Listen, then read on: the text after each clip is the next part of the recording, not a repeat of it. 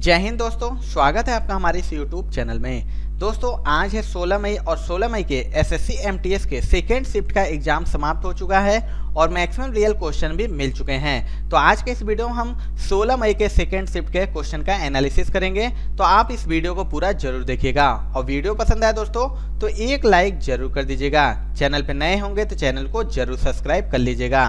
तो चलिए दोस्तों वीडियो को शुरू करते हैं। पहला जो क्वेश्चन पूछा था आज का कि भारतीय संविधान की कैबिनेट प्रणाली किस देश के संविधान से ली गई है, तो देखिए आंसर हो जाएगा ब्रिटेन। आपको बता दें कि ब्रिटेन संविधान यानी यूके से क्या क्या लिया है, तो भारत ने संसदीय सरकार, कैबिनेट प्रणाली, एकल नागरिकता लिया है। अमेरिका संविधान से भारत ने मौलिक अधिकार, राष्ट्रपति महाभियोग प्रक्रिया, उपराष्ट्रपति के पद आदि को अपनाया है। आयरिश संविधान से भारत ने राजनीति के निर्देशक सिद्धांत, राष्ट्रपति के चुनाव की विधि आदि को अपनाया है। ऑस्ट्रेलिया के संविधान से भारत ने समवर्ती सूची, व्यापार, वाणिज्य की स्वतंत्रता और संसद के दोनों सदनों की संयुक्त बैठक को अपनाया है। एक क्वेश्चन पूछा था दोस्तों कि वन हेल्थ पायलट पहल किस मंत्रालय के अंतर्गत आता है, तो आंसर हो जाएगा मत्स्य पालन, पशुपालन एवं डेयरी मंत्रालय। आपको बता दें कि मत्स्य पालन, पशुपालन एवं डेयरी मंत्रालय ने उत्तराखंड राज्य में वन हेल्थ स्पोर्ट यूनिट द्वारा वन हेल्थ फ्रेमवर्क को लागू करने हेतु एक पायलट प्रोजेक्ट शुरू किया है और इस यूनिट का प्राथमिक कार्य पायलट परियोजना कार्यान्वयन के आधार पर one nation one health road map विकसित करना है। एक क्वेश्चन पूछा था दोस्तों कि महावीर स्वामी कौन से नंबर के तीर्थंकर थे, तो राइट आंसर हो जाएगा 24 में। आपको बता दें दोस्तों कि जैन ग्रंथों के अनुसार 24 तीर्थंकरों की परंपरा है। महावीर स्वामी 24वें तीर्थंकर थे। उन्हें जैन धर्म का वास्तविक संस्थापक माना जाता है। पार्श्वनाथ, जिसे पारसनाथ कहते हैं, जैन धर्म के 23वें तीर्थंकर थे। ऋषभदेव और अरिष्टेनेमी 22वें तीर्थंकर की चर्चा ऋग्वेद में मिलती है और जैन धर्म के श्रेष्ठ तपस्वियों को तीर्थंकर के रूप में जाना जाता है। प्रथम तीर्थंकर ऋषभनाथ, आदिनाथ या ऋषभदेव थे। इन्हें जैन धर्म का संस्थापक माना जाता है। एक क्वेश्चन पूछा था दोस्तों कि टिस्को ने किस वर्ष कार्य करना प्रारंभ किया था, तो आंसर हो जाएगा 1912। आपको बता दें कि Tata iron and steel company की स्थापना जमशेदजी टाटा ने की थी और 26 अगस्त 1907 को जमशेदपुर में दोराबजी टाटा द्वारा इसकी स्थापना की गई थी। इसने 1912 में जमशेदजी के टाटा समूह की एक शाखा के रूप में स्टील का उत्पादन शुरू किया और कंपनी ने अपना नाम टिस्को से बदलकर 2005 में टाटा स्टील लिमिटेड कर दिया गया। एक क्वेश्चन पूछा था कि लाला लाजपत राय किस संघ के सदस्य थे, तो आंसर हो जाएगा आर्य समाज। आपको बता दें कि लाला लाजपत राय भारत के एक प्रमुख स्वतंत्रता सेनानी थे। इन्हें पंजाब केसरी भी कहा जाता था। इन्होंने पंजाब नेशनल बैंक और लक्ष्मी बीमा कंपनी की स्थापना की थी और ये भारतीय राष्ट्रीय कांग्रेस में गरम दल के 3 प्रमुख नेताओं लाल बाल पाल में से एक थे। एक क्वेश्चन पूछा था कि राज्यसभा का सभापति कौन होता है, तो देखिए आंसर हो जाएगा उपराष्ट्रपति। आपको बता दें राज्यसभा का सभापति उपराष्ट्रपति, जो कि राज्यसभा का पदेन सभापति होता है। राज्यसभा एक स्थायी निकाय है और इसे भंग नहीं किया जा सकता। इसके 1/3 सदस्य प्रत्येक 2 वर्ष में सेवानिवृत्त होते हैं और राज्यसभा के सदस्य का कार्यकाल 6 वर्ष का होता है और संविधान की 4वीं अनुसूची राज्यों और केंद्र शासित प्रदेशों को राज्यसभा में सीटों के आवंटन से संबंधित है। एक क्वेश्चन पूछा था दोस्तों कि पंचतंत्र के लेखक कौन है, तो देखिए आंसर हो जाएगा विष्णु शर्मा। आपको बता दें दोस्तों विष्णु शर्मा पंचतंत्र के लेखक हैं और पंचतंत्र का तात्पर्य अंतर संबंधी पशु दंतक कथाओं के प्राचीन भारतीय संग्रह से है और इसे मूल रूप से संस्कृत भाषा में लिखा गया था। इसे 200 ईसा पूर्व के आसपास लिखा गया था और यह सबसे पुराने जीवित ग्रंथों में से एक है। पंचतंत्र का अन्य भाषाओं में जैसे फारसी, सीरिया और अरबी भाषाओं में अनुवाद किया गया था। विष्णु शर्मा जो कि एक भारतीय विद्वान थे। एक क्वेश्चन पूछा था कि निम्नलिखित में से कौन एक स्तनधारी जीव है, तो देखिए ऑप्शन में था चूहा, तो चूहा हो जाएगा राइट आंसर। आपको बता दें कि स्तनधारी विशेषताओं के साथ कार्डेटा के एक वर्ग है। वे गर्म रक्त वाले जानवर है और अंडजस्तनी को छोड़कर अपने बच्चों को जन्म देते हैं। उनके पास स्तन ग्रंथियां हैं जो उन्हें अपने बच्चों को खिलाने में मदद करती है। उनकी त्वचा में बाल होते हैं और वसामम ग्रंथियां और पसीने की ग्रंथियां होती हैं। उनके पास ग्रीवा कशेरुक होते हैं। उनकी खोपड़ी द्विबीजपत्री होती है और 12 जोड़ी कपाल तंत्रिकाएं होती हैं। गाय, प्लेटिपस और डॉल्फिन स्तनधारी श्रेणी में आते हैं। एक क्वेश्चन पूछा था दोस्तों कि पहला पद्मश्री अवार्ड किस अभिनेत्री को मिला है? तो देखिए आंसर हो जाएगा नरगिस। आपको बता दें नरगिस एक भारतीय फिल्म अभिनेत्री थी। उन्हें हिंदी सिनेमा के इतिहास में सबसे बड़ी अभिनेत्रियों में से एक माना जाता है। उन्हें 1935 में तलाश-ए-हक में एक बच्चे के रूप में स्क्रीन पर अपने काम की शुरुआत की। उन्होंने 1967 में अपनी आखिरी फिल्म रात और दिन के लिए सर्वश्रेष्ठ अभिनेत्री का राष्ट्रीय पुरस्कार जीता और वह इसे जीतने वाली पहली अभिनेत्री बनी थी।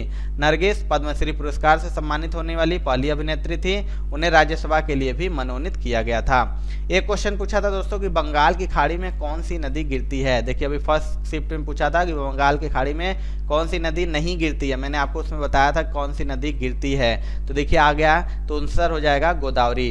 देखिए एक ट्रिक है, याद रखिएगा, ब्रह्मा की गोद में गंगा, जो कि बंगाल की खाड़ी में गिरने वाली नदियां हैं। कौन कौन सी? तो ब्रह्मा, कृष्णा, कावेरी, गोदावरी, महानदी और गंगा। एक क्वेश्चन पूछा था दोस्तों कि जीडीपी में डी का अर्थ क्या है? तो देखिए डी का अर्थ है डोमेस्टिक यानी घरेलू। जीडीपी का फुल फॉर्म देखें तो ग्रॉस डोमेस्टिक प्रोडक्ट होता है यानी घरेलू, सकल घरेलू उत्पाद होता है। केंद्रीय सांख्यिकी कार्यालय सीएसओ भारत की जीडीपी की गणना करता है। यह सांख्यिकी और कार्यक्रम कार्यान्वयन मंत्रालय के अंतर्गत आता है। जीडीपी की गणना 3 तरीकों से की जाती है, उत्पादन विधि, व्यय विधि और आय विधि। एक क्वेश्चन पूछा था दोस्तों कि जनगणना कितने सालों में होता है? तो देखिए इसका आंसर हो जाएगा 10 वर्ष। जो जनगणना होती है वह 10 वर्ष में हर 10 वर्ष पर आयोजित किया जाता है। एक क्वेश्चन पूछा था दोस्तों कि तराइन का द्वितीय युद्ध किसके मध्य हुआ था? तो देखिए इसका आंसर हो जाएगा पृथ्वीराज चौहान व मोहम्मद गौरी। आपको बता दें कि तराइन का द्वितीय युद्ध 1192 में मोहम्मद गौरी और पृथ्वीराज चौहान के बीच लड़ा गया था और इस युद्ध में पृथ्वीराज चौहान को मोहम्मद गौरी ने पराजित किया था। और युद्ध के बाद एक गैर हिंदू शक्ति पहली बार भारत राज्य पर शासन कर रही थी और तुर्की शासन भारत में मुस्लिम शासन की शुरुआत थी जो 700 से अधिक वर्षों तक जारी रहा। एक क्वेश्चन पूछा था दोस्तों कि सोनल मानसिंह को किस पुरस्कार से सम्मानित किया गया था? तो आंसर हो जाएगा पद्म भूषण। आपको बता दें जो सोनल मानसिंह हैं भारत सरकार ने इन्हें 1992 में कला के क्षेत्र में पद्म भूषण से सम्मानित किया था। सोनल मानसिंह एक भारतीय शास्त्रीय नर्तक और गुरु हैं भरतनाट्यम और ओडिसी नृत्य शैली की। एक क्वेश्चन पूछा था दोस्तों कि बंगाल में कौन सी फसल को रेशेदार कहा जाता है? तो आंसर हो जाएगा जूट। आपको बता दें जूट को सुनहरा रेशा, गोल्डन फाइबर के रूप में भी जाना जाता है। यह फसल बाढ़ के मैदानों, जल निकास वाली उर्वरक मिट्टी में उगाई जाती है जहां हर वर्ष बाढ़ से आई नई मिट्टी जमा होती रहती है। वृद्धि के समय उच्च तापमान की आवश्यकता होती है। पश्चिम बंगाल, असम, ओडिशा और मेघालय प्रमुख जूट उत्पादक राज्य हैं। जूट का उपयोग बोरी, चटाई, रस्सी, सूत, कालीन आदि बनाने में किया जाता है। और भारत में मुख्य रेशे वाली फसलें कौन कौन सी है? तो याद रखिएगा जूट, कपास, भांग और प्राकृतिक रेशम। एक क्वेश्चन पूछा था दोस्तों कि विश्व की सबसे बड़ी एकल अखंड संरचना क्या है? तो आंसर हो जाएगा एलोरा। देखिए एलोरा या एल्लोरा इसका मूल नाम वेरुल था। एक पुरातात्विक स्थल है जो भारत में औरंगाबाद महाराष्ट्र की में स्थित है और इन्हें राष्ट्रकूट वंश के शासकों द्वारा बनवाया गया था और अपनी स्मारक गुफाओं के लिए प्रसिद्ध एलोरा यूनेस्को द्वारा घोषित एक विश्व धरोहर स्थल है। एक क्वेश्चन पूछा था दोस्तों कि दंती दुर्ग ने चालुक्य को हराने के बाद क्या अनुष्ठान किया था? तो आंसर हो जाएगा हिरण्यगर्भ। आपको बता दें 8वीं शताब्दी के मध्य में राष्ट्रकूट प्रमुख दंती दुर्ग ने अपने चालुक्य अधिपति को उखाड़ फेंका और हिरण्यगर्भ, जिसका शाब्दिक रूप से होता है स्वर्णगर्भ, नामक एक अनुष्ठान किया था। दंती दुर्ग जो कि राष्ट्रकूट साम्राज्य के संस्थापक थे, उन्होंने अपनी राजधानी मान्यखेट या आधुनिक सोलापुर के पास मालखेड़ में तय की थी।